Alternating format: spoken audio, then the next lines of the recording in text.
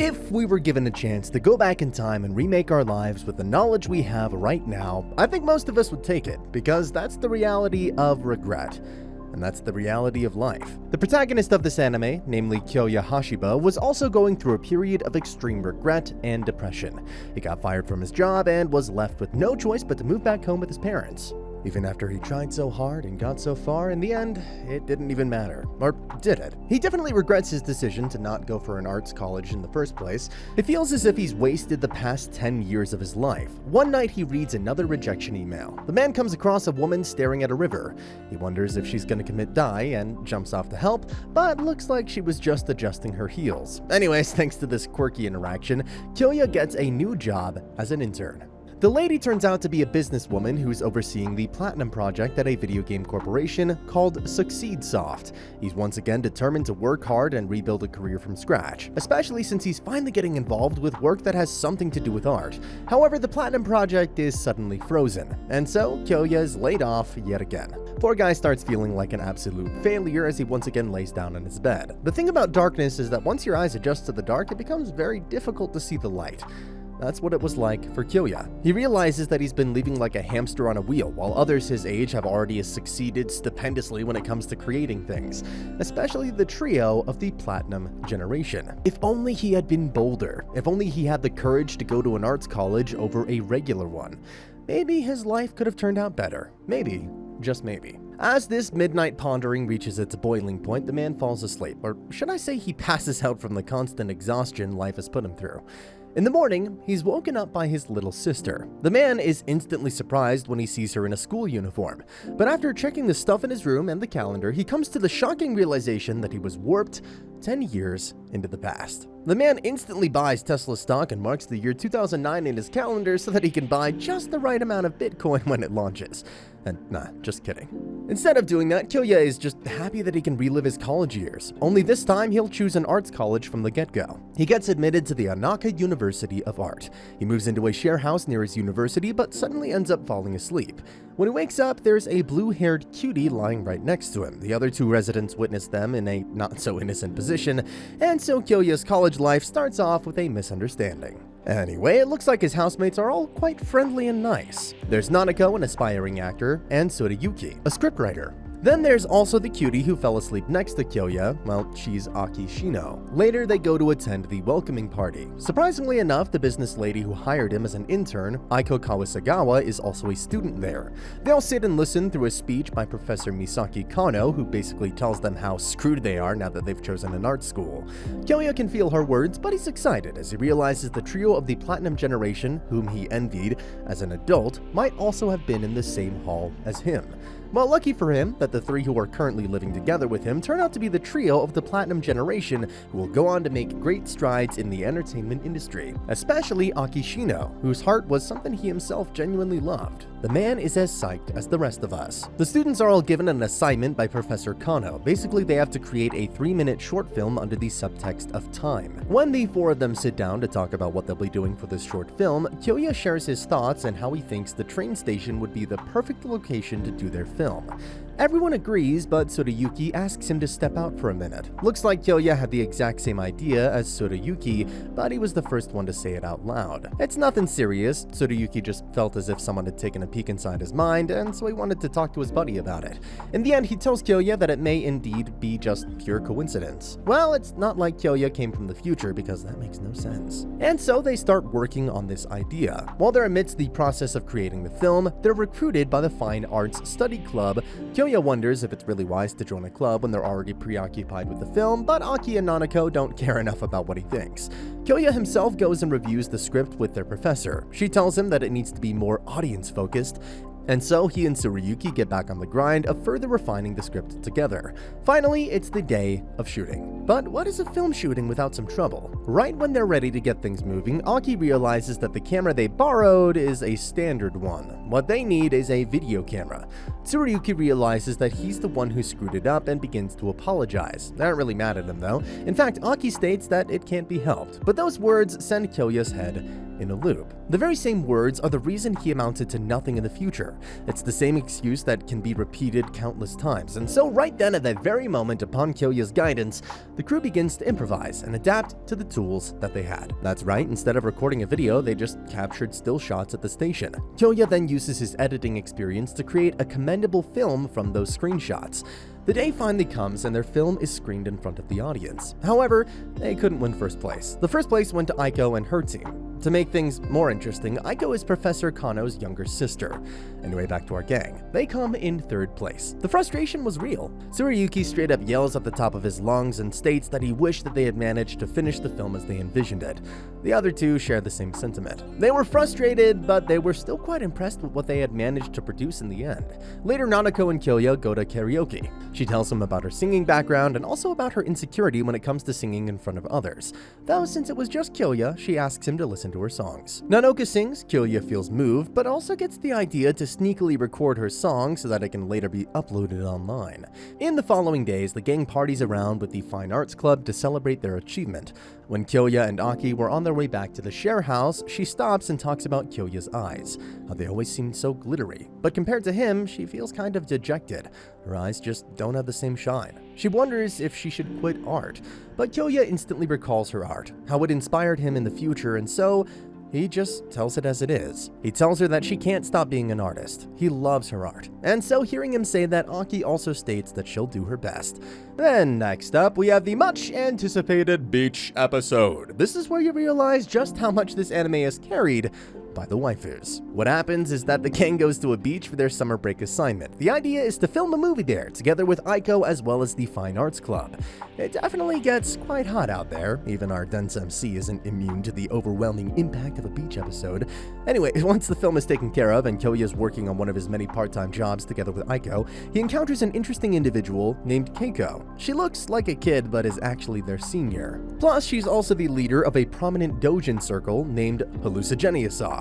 Once again, the films are screened, but this time, the gang dominates the competition. They're awarded first place, but even though Nanako previously talked about how she'll sway the scene with her acting prowess, the professor quite explicitly states that the reason they came in first was not because of her. Rather, it's because of the overall approach and the technical aspects of the film.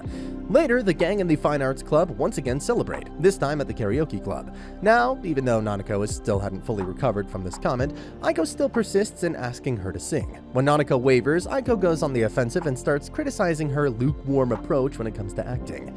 She's absolutely thorough with her words. Nanako is deeply hurt and finally, she walks out. Obviously, Aiko starts feeling bad and she talks to Kyouya about it as they discuss how she can reconcile with Nanako. Later, while Kyoya's in the Fine Arts Club room, that senior from before named Keiko strolls into the room and tries to recruit Kyouya for her gaming corporation. Kyouya thinks about it for a minute, but then decides his current life with the gang is more important. That same night, while Nanako is inside her room, still dejected, Kyouya plays that recording of her song. It was well edited, and so Kyouya declares that this is the potential her voice has. Nanako starts feeling a little bit more courageous. Then comes the festival. The gang goes with Maid Cafe as their theme, because, of course, the Fine Arts Club also does the same thing together with them. A couple of days go by and Kyouya finally gets some time to walk around the festival together with Aki. They stroll around, eat stuff, do activities, and then visit an art exhibit. Aki's looking at a painting with great interest. Kyouya also takes a look, but he falls asleep the moment he sees the artist's name. When he wakes up, he finds himself in Aki's lap. The atmosphere is perfect for a kiss, and the two almost do it, but are interrupted by an annoying call. It's Tsurayuki, and he tells Kyouya that they need a replacement singer as the secret guest for the concert because the appointed one can no longer make it. As trouble enters the chat, Kyouya goes and asks Nanako to take up the role. She's, of course, still not over her fear of singing on stage. Though Kyouya shows her his laptop, he uploaded her song yesterday, and yet it already had more than 10,000 views. Everyone was praising her. Seeing how she had already sung in front of those tens of thousands of people, Nanako no longer felt scared of singing in front of a few hundred. At least, not as much as before. The concert commences, she anticipates the moment, but once the beat starts rolling in, Nanako practically obliterates the audience, especially the Haruhi Suzumiya fandom with her beautiful voice and refined tune.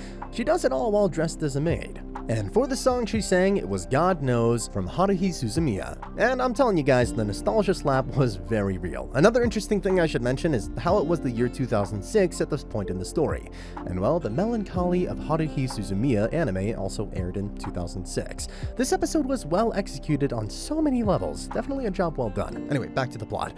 When the concert ends, Aki and Kyouya resume where they left off. That's right, they kiss. Unfortunately, Nanako, who also had started developing some feelings for Kyouya, just so happened to see the kiss. She feels sad, but doesn't let her feelings get in Aki and Kyouya's way. Alright, now that the troubles of both Aki and Nanako have been resolved, it's time for Tsuruyuki. Looks like he's been skipping classes for quite a few days. He spends most of his time working endlessly on part-time jobs. The situation wasn't looking good. Naturally, Kyouya, Aki, and Nanako are worried about him. Then, unfortunately, the exhaustion begins to overwhelm him, and Tsuruyuki collapses. He wakes up in a doctor's clinic and then shares his backstory with Kyouya. He comes from a family of doctors. He was supposed to follow the same path, but since what he actually wanted was a career in scriptwriting, he bailed from his home. Right now, he's stuck taking care of all the expenses by himself. Hearing this, Kyouya has nothing but empathy for his buddy. They later hold another house meeting, and this time, he reveals how they should make a doujin game, which they can then sell through Keiko's circle. When they're done, they can use the profits to help Tsuruyuki with his expenses. However, this was a massive commitment that they'd be dedicating the majority of their time and effort to this project, which is why their performance in class will definitely deteriorate. But even so, they had each other's back. The game creation project begins, but before it could amount to anything, they receive a visitor accompanied by a bulked-up bodyguard. Her name is Sayuri. She greets Tsuruyuki with a smooch and then reveals herself as his fiancée. On the surface, she's beautiful, nice, friendly, and someone who also treats everyone to a hot pot. But then she complicates the situation by telling Tsuruyuki to come back home with her, become a doctor, and then her husband. Tsuruyuki knew this was coming. He didn't comply at the moment, and everyone keeps working on the game. Though the schedule is really tough. The further along they are in the process, the tougher it is to advance further. Since it's the winter break, they go all out. But when the break's over, it's back to the grueling grind. Aiko sees what's going on and criticizes Kyouya's demanding leadership because at this rate, they all may burn out before the completion of the project. So the next time they're all exhausted, he tells everyone to rest a little. Unfortunately, it backfires, since they're now even further behind schedule. Sayuri was also making visits to the share house every now and then, but after a conversation with Tsuruyuki and Kyouya, where Tsuruyuki tells her that he's not going back and Kyouya backs him by telling Sayuri to respect his choice, she goes back home. Just like that, there's only 1 month before the game's launch date, and as you can expect, they're way behind schedule. Unfortunately, this causes Kyouya to make some major changes to the game. In doing so, he upsets Kyouya because he significantly altered the original script, and even Aki's artwork suffers a concession. On the promised day, there's only a few hours left before the big moment when the game finally launches. Kyouya is still on the grind trying to fix all the countless bugs that have randomly showed up all over the game. He once again didn't sleep, but thankfully, they made it. The game called Haru Sora is released on time and is a genuine success. Everyone celebrates, but they all know that the process left a lot to be desired since plenty of things were compromised, especially Tsuruyuki, who just couldn't see himself as a successful scriptwriter anymore. His scripts were compromised many times, and it's pretty clear that all their success is thanks to Kyouya and not him. The man expresses his thoughts to Kyouya and then states that it's better for him to just drop out. Naturally, this has just as much of an impact on Kyouya as it did Tsuruyuki. Our protagonist was overwhelmed. He realized that it was his involvement that led to Tsuruyuki changing his path because otherwise, Tsuruyuki was going to end up as one of the esteemed Platinum Generation members. It rains as he indulges in this depression. Strangely enough, he comes across Keiko before going to sleep. By this point, it was the year 2007. However, when he wakes up, he's greeted by a little girl whose name is Maki Hashiba. That's right, it's his daughter. It's the year 2018, and our boy now has a daughter with Aki. He's obviously confused, but it's quite wholesome to see him all confused around his new family. After some deep extrospection, he realizes that he's living in Noborito with his wife and daughter. He works for a prestigious game corporation and earns a handsome salary. Furthermore, one of his colleagues is Aiko. When he goes to work, he's greeted by a woman named Miki, who then takes him to Aiko. Unlike the previous future where he worked under Aiko, this time they're both more like equals. She asks him to check up on their illustrator for their current project. Her name is Minori, and for a variety of reasons, the progress of the project has been quite complacent. When he visits the illustrator, she tells him about her creativity block, but Kyouya does a good job of inspiring her by showing her own collection of works. Still, since it's about illustrating, he naturally thinks about his wife. Once he's back at home, he learns a shocking fact, that Aki stopped illustrating years ago. it doesn't end there. In the following days, he also realizes that once Nanako failed to succeed as a virtual idol, she quit singing. And as for Tsurayuki, he never wrote another script after dropping out. That's right, folks, thanks to Kyouya's involvement in the past, none of the members who would have made the Platinum Generation are even in those careers at this point in time. His concern is further clarified by Aki when she tries to comfort him but ends up stating how she just stopped having fun with illustrating. This is where it became abundantly clear that the root of the problem is the game they made. The grueling schedule and the compromises made them leave their aspirations. And now the situation with this game company parallels what happened back then. Even after 1 month passes by, not a lot of progress has been made. The illustrator continues to struggle. She's really cute though, so I guess we can let this one slide. As for the other components of the game, pretty much everything is half-baked. To make matters worse, the president is a clown who refuses to listen to Aiko and Kyouya when they vividly tell him that it's not possible to release the game in the intended release date. He just tells them to make it work somehow. Unfortunately, the game, named Mystic Clockwork, was released despite numerous issues. As expected, everyone slanders the living daylights out of it. They are furious at the lack of Minori's illustrations, the countless bugs, inconsistencies, and other intolerable stuff. This results in these servers going down for maintenance. Aiko goes up to the president and calls him a clown. I'm just kidding. She scolds him as any confident employee would. Meanwhile, Kyouya is overjoyed when he realizes that Nanako just uploaded a new song, even though she had supposedly retired. This gives our boy all the inspiration he needed to keep moving forward and set things right. He also walks up to the president and shares his plan to make amends. First, he'll switch the game's engine with the one from another reputable company that he of course purchased with the budget. The players who had to go through that horrible mess of a game are served an apology. As for the team, he asks the president to give them 2 days off. Otherwise, this mess will stay a mess. The president was reluctant, but since he didn't want to screw up as badly as before, he lets Kyouya be the man of the company. Kyouya himself starts by visiting Minori again. This time, she shows her artwork from the game they produced back in college. The illustrator starts feeling the creative beats again and gets to work. Slowly but surely, everything else is in motion as well, except for Aiko. She seems to be leaving for Okinawa. Kyouya wonders if she's quitting the company, and so he rushes to the airport. Much to his dismay, she starts criticizing him for lacking confidence despite everything he's capable of. Though in the heat of the moment, Aiko also ends up expressing her true feelings for him. Sadly for her, Kyouya was now a married man.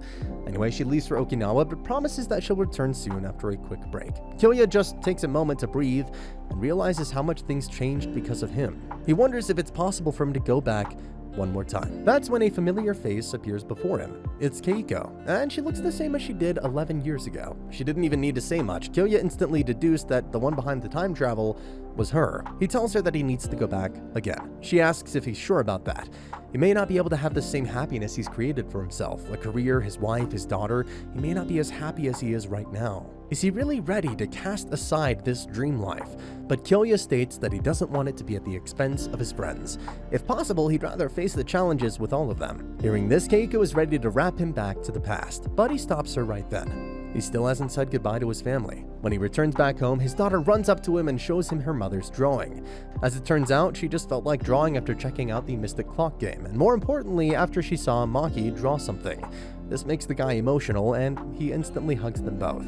That night, Aki tells him that she's happy as things are. There's Maki, there's him, it's a wonderful life. Though she did feel quite nostalgic when she drew today. After breakfast, he's ready to leave. Both Aki and Maki say goodbye, but seeing how this may be the last, he hugs them both real tight. Kyouya then meets up with Keiko, but before he's wrapped, she also helps him realize that his actions aren't the only reason their paths changed. Just look at Aki. She's happy with the way things turned out. Then there's Minori. She's also another artist that he helped through his actions. As long as he doesn't self-indulge or destroy the blockchain economy by buying unhealthy amounts of Bitcoin, he can live without regrets. Just like that, Kyouya wakes up in the past. Tsurayuki has already dropped out. However, he doesn't try to go after him or change his decision. Time begins to pass by. Nanako seems to be overly dependent on him, but he makes sure to always prioritize her independence, while Aki doesn't feel like drawing at all. Then one day, Kyouya is off to the campus. A clumsy girl bumps into him. She has a copy of their game, Harusora, with her. It doesn't take long before Kyouya realizes that she's the illustrator, Minori. Of course, since she's now his junior, he starts helping her out. From the looks of it, things may eventually end up as they did in the future, but what Kyouya meant was the desire to experience it all, to not have any regrets. But then, The ending leaves us with a massive cliffhanger when Kyouya accidentally comes across Tsuruyuki right in front of a theater. And that's the end of the video. As always, if you liked what you saw, subscribe to the channel. I'll be uploading a lot of videos just like this, so I'll see you at the next one.